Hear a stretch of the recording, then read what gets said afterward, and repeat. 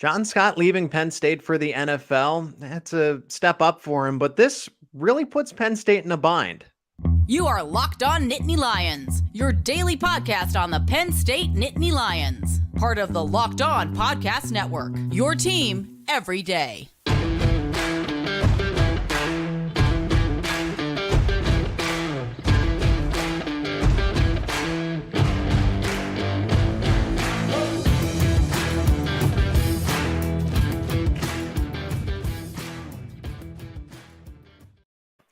And thanks for making Locked On Nittany Lions your first listen every single day. We are free and available wherever you get your podcast. Eric Ohlson, special guest, joining me for another live episode of Locked On Nittany Lions. Eric, the first time that you and I get to go live together, but thanks for hopping on the show today.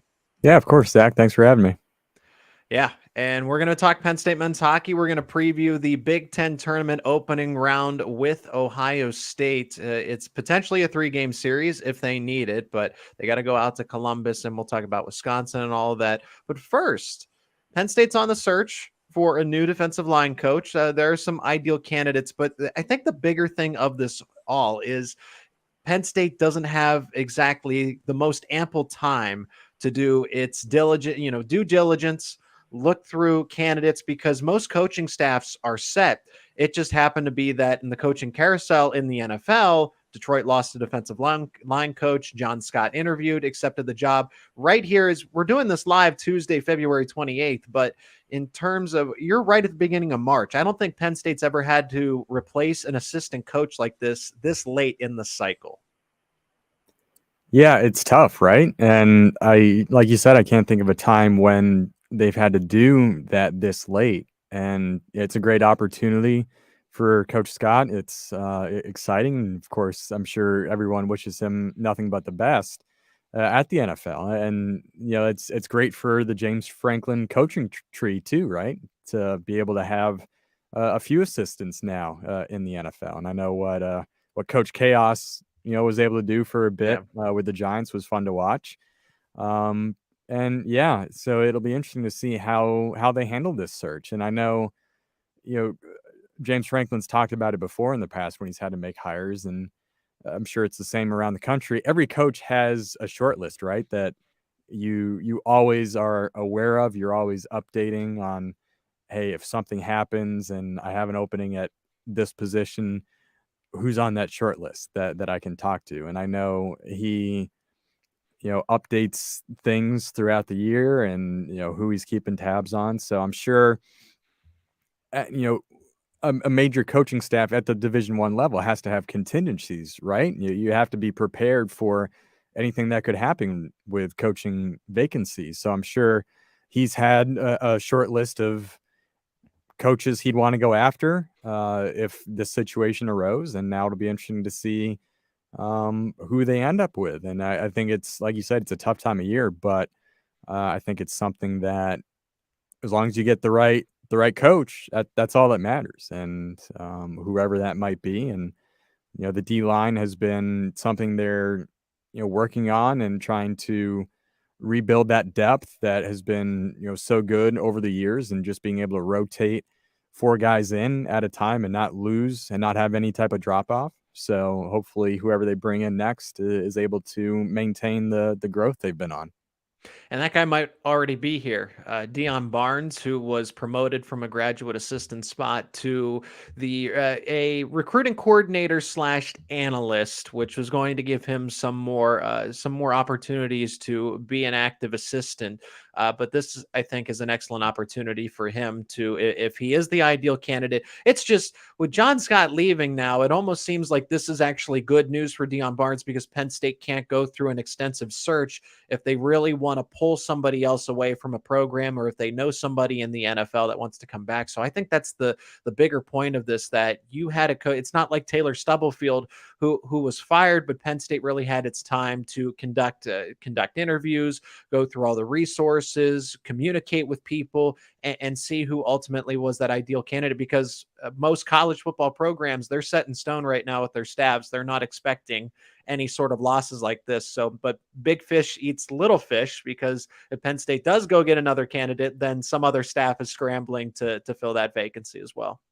Yeah, it's that cascading effect, right? The ripple effect through college football. But yeah, it'd be great if he's able to get that opportunity. And sometimes that's good to keep things in house because there's that familiarity. And sometimes you need to go outside of the house and bring in something different. So it'll be interesting to see what route they end up going and how fast they want to make a decision. Because, like you said, if it's speed and you need to get something done quickly, then it makes sense to stay in house. But if they feel like they have some time to conduct a wider search and expand that net a little bit, then it may be a few weeks before we have that answer. Well, this is a little bit of bad news just because I think that Dion Barnes is the ideal candidate. So that's the good news. But the bad news is you are losing a key assistant when you have the chance to really make a run at the college football playoff. Hopefully Penn State makes the right decision. But on the recruiting front, this is the good news is that Manny Diaz is blazing hot. He is on fire. This is now 5 linebacker commits since he's been the defensive coordinator, part of the staff, the linebackers coach. And here we go again. This is a high-end 3-star, according to 24/7 Sports on 3, and that is Kari Jackson. Eric, high school prospects, they all come and go. I think this one's special just from the tape that I've seen. But more importantly, what does it mean for linebacker U? I think that this is almost like a reemergence because Brent Pry put his stamp on the program, but now Manny Diaz is putting a different stamp on it. Just for him to come in and already one season in the books, now a second off season that he's landed 5 key prospects at the high school level. Just how's Manny Diaz continuing to build up LBU, linebacker U? It's exciting to see. And you hope that with all the players that are committing, the biggest challenge between now and when they step on campus is keeping them as commits, right? And it happens, and we see it happen every year with programs. Guys commit and then they end up decommitting and end up somewhere else. So you hope that with the talent that is committed right now, they're able to keep them and get them to campus. But just to see what he's been able to do so far is fun, and it's continuing that tradition. And he had a phenomenal first season, and it took a little bit of time, but Right. he was really good at making adjustments in game and over the course of a season. And that's the type of growth you need to see. You're not always going to have a Georgia Bulldog defense, right, that can just go out week 1 and be as good as they are in week 12, 13, 14, however many games they end up playing. For Penn State, it took a little bit of time, but they were far better off at the end of the season than they were at the beginning. And that's important growth to see. The Rose Bowl performance, you and I have talked about it a few times. The Rose Bowl performance was phenomenal defensively. So I think going into year 2 now, he's going to be a better coach for it. Guys playing for him are going to be more experienced. I think Penn State's defense has the ability to be really strong. And now when you look to the future, some of these guys that you hope he is able to bring in, it's exciting. And, it continues that linebacker U tradition. And Abdul Carter's done a phenomenal job, and Micah Parsons before him, and so many other guys, going back, Jason Kabinda, and I'm going to forget a bunch of guys off the top of my head, but Right. it just seems like every season there is a name that becomes a household name at the linebacker group that you remember for a few seasons, or maybe if they make an even larger impact for well after their college career is done. So it's fun to see that he's able to bring in some recruits like this early and try to continue to build on what he started. Recruits and also just how quickly these guys are responding. I mean, I know Brent Pry was working closely with Micah Parsons, but you just see the development. Micah Parsons, a 2-year player because we know the circumstances from COVID, but was going to be a 3-year starter. Abdul Carter is going to be a 3-year starter, and somebody that went from didn't even enroll early, came in the summer, and then became one of the most electrifying defenders in all of college football. That's across the nation. And I'm not talking just freshmen. I'm talking somebody that played essentially half the season as a starter and put up full season starter numbers in the limited capacity that they were using him in to begin with. And then down the stretch, they carved out a starting position for him. They moved Curtis Jacobs over because both of those guys are playing the same spot. and said, we need Abdul Carter on the field. So I think that's the most important. And going into recruiting, prospects see that, they want to play for that, they want to be a part of that, and allow Manny Diaz to work with them as well. Eric Ohlson, Penn State men's hockey color commentator, joining me on the show, Locked On Nittany Lions, and we're going to talk Penn State men's hockey, the ice hockey team, as they go to Columbus to take on Ohio State. But first, a word from our sponsor of today's show, and that is a Built Bar. Are you looking for a delicious treat, but you don't want all the fat and calories? And you got to try a Built Bar. We just got through the holidays not too long ago, and I know my goal is to eat a little healthier this year. And if you're like me, where you want to eat healthier, you don't want to compromise all the calories, I got just the thing for you. You got to try Built. With Built, healthy is actually tasty. Seriously, they're so delicious. You won't think they're good for you. It's perfect for the New Year's resolution that's still going on. Am I right? But what makes Built Bars so good? Well, for starters, they're covered in 100% real chocolate. That is right, real chocolate. And they come in unbelievably tasty flavors like churro, peanut butter brownie, coconut almond. I'm not sure how Built does it, but these bars taste like a candy bar while maintaining amazing macros. And what is even better is that they are healthy. Only 130 calories, 4 grams of sugar, and a whopping 17 grams of protein. And now you don't got to wait around to get a box. For years, we've been talking about ordering your Built Bars at Built.com. Now you can get them at your local Walmart or Sam's Club. So head over to Walmart, your nearest Walmart today, walk to the pharmacy section, grab yourself a box of Built Bars, and pick up a 4-bar box of cookies and cream, double chocolate, or coconut puffs. And if you're close to Sam's Club, run in and grab a 13-bar box of hit flavors like brownie batter and churro. You can thank me later. And thanks again for making Locked On Nittany Lions your first listen and watch every single day. Make sure you check out the brand new podcast. March Madness is almost here, and some tournament games are even, in fact, underway and getting underway in the smaller mid-major conferences. But that is Locked On College Basketball. Everything you need to know about college basketball in one place. Plus, you get to hear from big-name experts, insiders, coaches, and players. That is Locked On College Basketball, available on YouTube and wherever you get your podcasts. I am Zach Seko, your host of Locked On Nittany Lions. Another live episode, this time with special guest Eric Ohlson, as we're going to pick his brain for the insight, the preview around Penn State versus Ohio State. But I think it's important to start with the Wisconsin series because they split. And I feel like Penn State still should have won both games. I want to ask about some of the missed calls, the changes in calls that the referees had, especially in game 2, with some goals taken away from Penn State. But they split, and that's why they have to go to Columbus to take on Ohio State in the opening round of the Big Ten. Whereas if they had beaten Wisconsin twice, I think our conversation's completely different. We're talking about Penn State and Michigan State, a 4 versus a 5 potentially in Pagula, but instead, here we are, and Penn State's got to go for the second year in a row to open up the Big Ten tournament in Columbus. So why didn't they sweep Wisconsin? I can't believe that they only had 1 goal on 47 shots in game 2 there, because game 1 was great.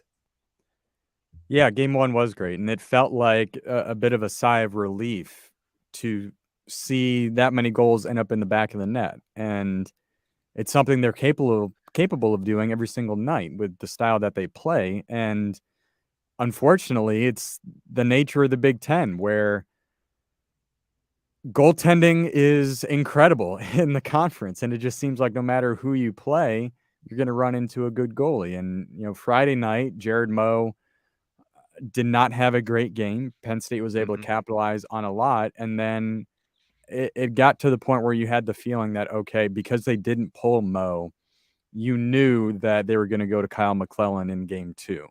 Because you don't leave a goaltender like that in a game for 2 reasons. Either one, because you're going to your other guy in the next night, so you don't want to put him in and risk him being shelled a bit. Or 2, you use it to send a message to your team. There's times you make a goaltender change because not of the fault of the goalie, but because the team isn't playing well in front of him, and you try to spark something. Sometimes it's because the goalie just wasn't playing well and you need to make a change.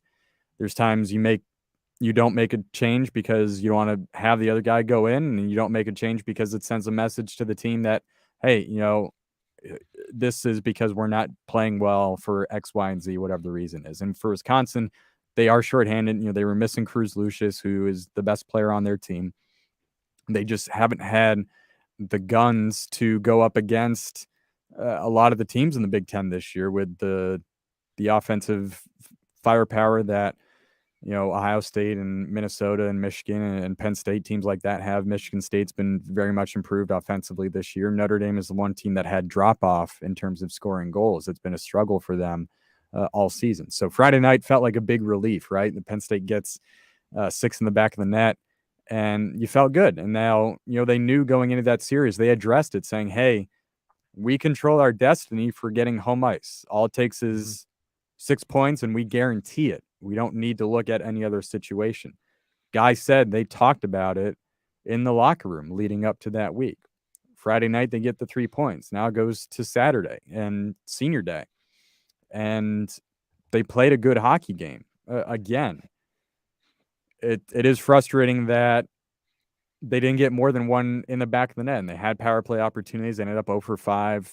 They played, 6 minutes at least of major power play time and weren't able to get one in the back of the net. And, on the broadcast, Brian Tripp and I have talked all year about how special teams are going to make a difference this late in the season. And if you're not scoring power play goals on the opportunities that you get, it could come back to bite you. And it did in this game, as it has in some others. They had opportunities to get multiple goals in the back of the net, and they just weren't able to. But you also give a lot of credit to the way Kyle McClellan played. 47 saves, if I remember correctly, tied his career high. He made some outstanding stops. And it's hard that you face a goaltender that stands on his head, what seems like game after game at times. But again, we go back to how strong the goaltending is in the Big Ten. And you have goaltenders like Dylan St. Cyr and Eric Portillo, Justin Close, Jakub Dobesh. It's hard when you're playing guys like that night in and night out, and it can be a challenge to score. But in the third period, Penn State had 44 attempts at the net. 22 of them ended up in shots on goal. 15 went wide, hit a couple posts. Ashton Calder unleashed a bomb of a shot that rang off the crossbar, would have tied it at 2. And at that point, if it had gone to overtime, Penn State just needed the other point to get 2 points out of that game, and they would have home ice right now as well. So you can't say they didn't play well and they didn't have chances to win that game, because they certainly did. Sometimes that's just the nature of hockey. You play well, you're the better team, and you don't win. Guy has this saying, referees, goaltenders, and rubber pucks. When you have all 3 of those in a hockey game, anything can happen. And in that game, officiating was a factor with a lot of penalties that were called, and there were a lot of 4-on-4. You had bouncing pucks. The shot that Ashton Calder let go that rang off the crossbar was a bouncing puck, and he unleashed it, rang off the bar, would have tied it. And goaltending, Kyle McClellan made a phenomenal goal line save on Connor McEachern, a goal that, or a shot that would have tied it at 2 as well in the third period. So it was just one of those games, and unfortunately ended up being the difference with what happened in the Notre Dame-Michigan game, ended up resulting in Penn State not getting home ice going into the first round. And, when the broadcast ended, and even during the senior ceremony, we thought the opportunity for home ice was done, and players were talking about that, how, they were disappointed it was the last game potentially that they would play in Pagula in their careers. And then we got home after that.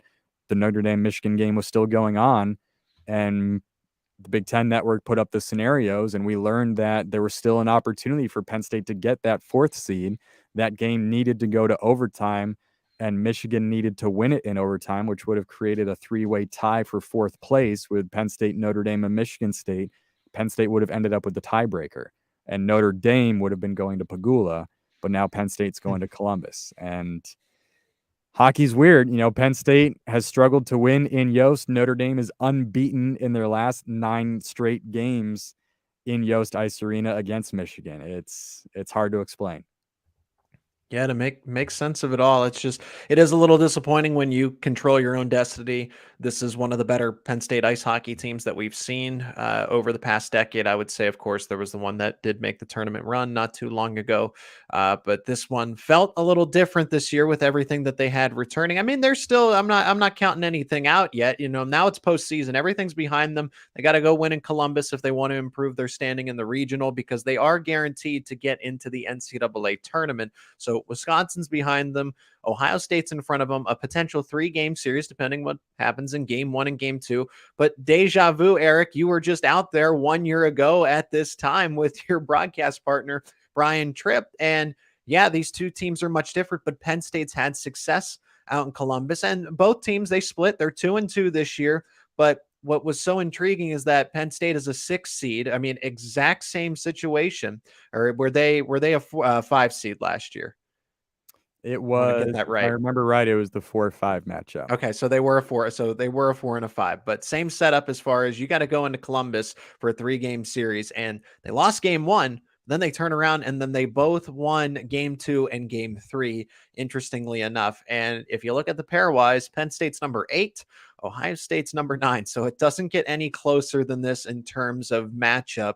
It's going to be an overall exciting series. The first thing I want to bring up, Eric, about these two teams is the fact that Penn State, when it comes to, as you brought up, special teams, and Guy Godowski's tried to address it, but for a majority of the season, they have struggled when it's come to power play, killing power plays, special teams in general. They're ranked, I think, in the 40s in terms of success rate, whereas you flip it over, Ohio State is one of the best in the country. They actually lead the country in shorthanded goals. So starting there, is that going to be a differentiating factor for this series?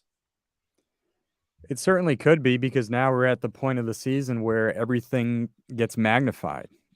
You know, a turnover, a save, a really good shot, taking a penalty, all these little things that over the course of a 60-minute hockey game become magnified depending on what the result is. And special teams are going to play a factor, without a doubt, in my mind. And for Penn State, you have to be able to kill against the Buckeyes. They're very aggressive on the power play. They like to move it around, and they have some shooters that are very talented.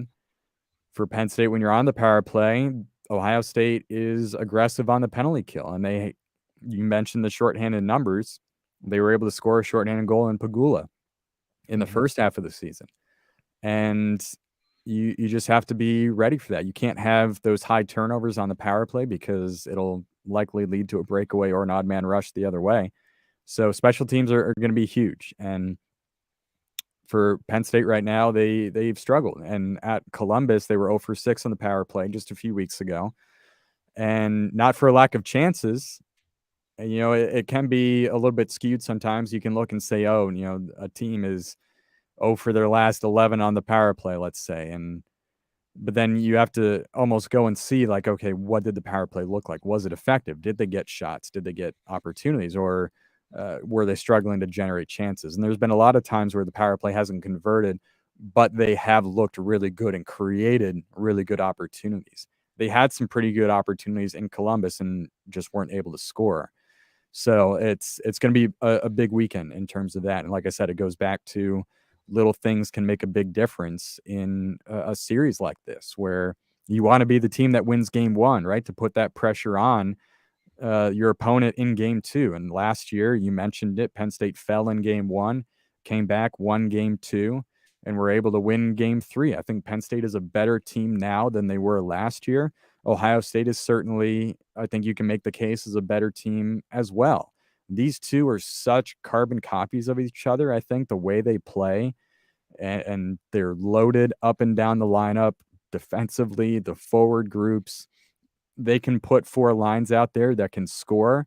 Both teams can. You have defensemen that can move the puck really well, get involved in the offense. And both teams have really good goaltenders. It's almost a coin flip in my mind. And when you look at the last 7 games between these two, you can make the case it's a coin flip, because 6 of the last 7 have been 1-goal games. The one that wasn't was the most recent game in Columbus that Ohio State won 4-2. And the reason it was because it was a 2-2 game late in the third, about 5 minutes left, and Ohio State was able to score, and then they had an empty net goal that made it 4-2. So 6 of the last 7 1-goal games between these two teams. It's really good hockey when they play, and traditionally Penn State plays really well in Columbus. Yeah, they do, because like I said, they one out there. They also beat them back in, I think it was 2014, when they beat them. Ohio State was number one in the Big Ten, and they had beaten the Buckeyes in a neutral site in the semifinal. So they know how to play the Buckeyes tough in the Big Ten tournament. But this is just, I can say the setup would be a lot better if it was in Pagula hosting as opposed to going on the road, because anytime that you got to go on the road, it's just difficult. And it's shown because, but Penn State, I think, has done better. They took one away against Minnesota. They took one away against Michigan. That is almost unheard of in this case, at least recently, for Penn State ice hockey. And now you're here. I just got to imagine that Ohio State has revenge on the mind. They're a well-coached team. What is another key for Ohio State that makes them such a tough team outside of just the way they handle special teams here? Well, you mentioned the coaching, and Steve Rollick is an excellent coach, and Guy has tremendous respect for him, and I know Steve does for Guy as well, with what both of them have been able to do with their programs. And they're very well coached. They play a structured game. Again, like I said, very similar to the way Penn State plays. And they're very good defensively. They have some talented players. Mason Lohrei and Cole McWard are two of the best defensemen in the conference, let alone the country. They can move the puck really well. They're both factors on the power play, killing penalties. So when you start from the back end out and you're really good with your blue line and you're getting pucks out of your zone quickly, getting that transition going, it's going to lead to opportunities. And that's the way Penn State wants to play as well. They want to get the puck out of their zone as fast as they can, 1-2 passes, get it in the other end of the ice and go to work. So for Ohio State, they're good defensively. They're an experienced forward group as well. And they also have some young, talented guys like Stephen Halliday, who had a really good series against Penn State in Columbus just a few weeks ago. And of course, you look at the goaltending. Jakub Dobeš has been a struggle for Penn State to get goals past. Recently, it's gotten a little bit better. He hasn't had the season this year that he did last year, where he was just unbeatable. I mean, if you got more than 2 past him on a night, that was a big win for you. But now he struggled a bit. Ohio State struggled in their most recent series, the last regular season series at Minnesota, getting swept by the Gophers. So Dobeš might be a little bit vulnerable right now. Penn State was able to get 6 past him in Columbus most recently. So I think the biggest difference is going to be which goaltender can make that big save. Is it going to be Soulier or is it going to be Dobeš? Whichever goaltender can make the big save when it matters the most, I think is going to end up winning the hockey game. And they're 2 really talented guys. Both teams have a lot of playoff experience. Penn State has been one of the best Big Ten tournament teams since its inception. They have very rarely lost. The old format was just, game 1, game 2, game 3. Mm-hmm. There was no series. So you played, they played a lot of games at Joe Louis Arena and wherever the tournament was going to be. Winner take all. Yeah. Yeah. And, the quarterfinals the first night, and then the semifinals the next night, and championship game is the third night. And the year they won the Big Ten championship in the tournament, that was the format it was. And then since they've switched now to multiple weeks, the first round being a best of 3, Penn State has been one of the best teams at getting out of that first round and getting to the semifinal. And home ice has been important.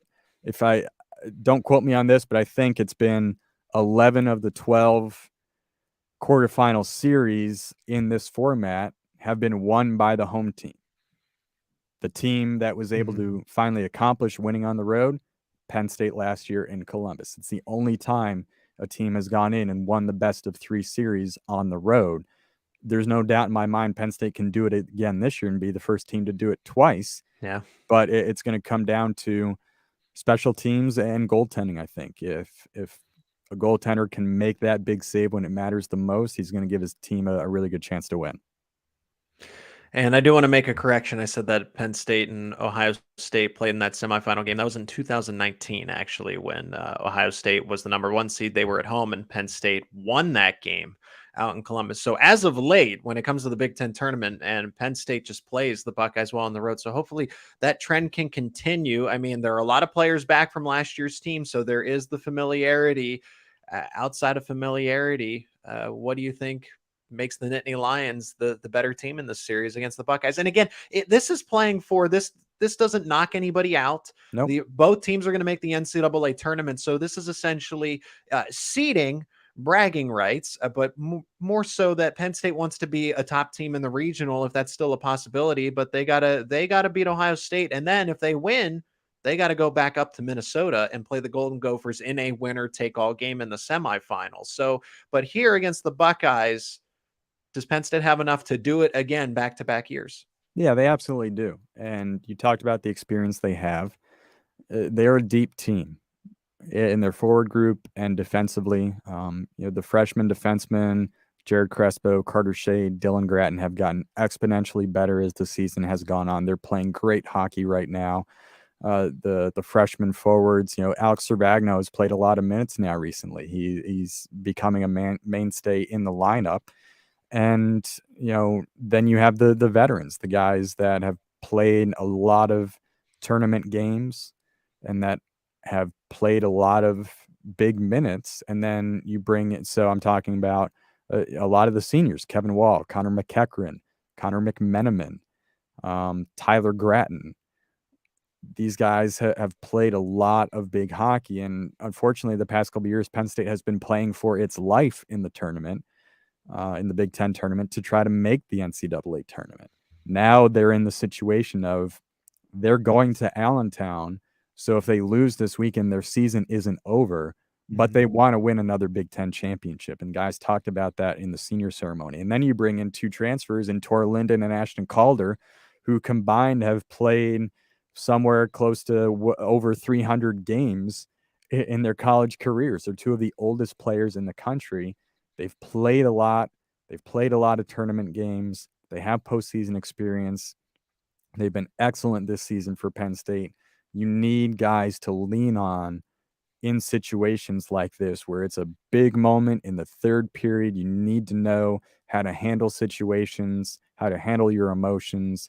And the more times you've been in those situations, the better you are for it. So Penn State has enough guys that over the last 4 or 5 years have played in these moments that I think they are able to handle it without a doubt and go into Columbus and get a win. I don't think it's going to be an easy series for either team by any stretch. It wouldn't surprise me if it goes to 3 and you see what happens from there. But it's an opportunity for Penn State to move on to the semifinal and go back to Minnesota, like you said. And there's no doubt that Penn State can win the Big Ten championship. They are good enough to do it. Against anybody, but it takes a really good, as close to a 60-minute effort that you can get. And at times that's been a struggle this season to have that consistency over the course of a hockey game. And this is when, you get to prove it. The best teams are able to do it for as close to 60 minutes as possible. And sometimes you have to learn lessons from that. I think Penn State feels they've learned enough lessons this year that they can go out and execute it. And it all comes back to the leadership. Of course, you have Paul DeNaples, the 5th-year, 2-time captain, who is as steady a defenseman as there is in the country, and all the other guys who have played in these big moments. So I think they're going to have to lean on that experience and the leadership this weekend. Eric, I like Penn State as well in this one. I just think that the consistency is all there. It's the same group. And no matter what team comes out on top, they're both going to make the NCAA tournament, and it's going to be as close as it gets. As you said, one goal has been the deciding factor in 6 of the last 7 games, and Penn State has had Ohio State's number on the road, I might add, in these Big Ten tournaments. Once again, thanks for making Locked On Nittany Lions your first listen and watch every single day. Check out Locked On College Basketball. Everything you need to know about college basketball in one place. Plus, you get to hear from big-name experts, insiders, players, and coaches.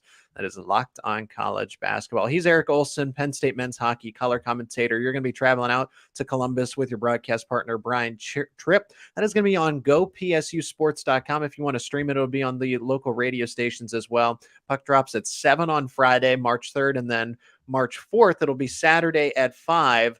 Sunday, that's only if necessary. So hopefully Penn State can take care of business in 2 games, and then you get to come back to Happy Valley early, Eric.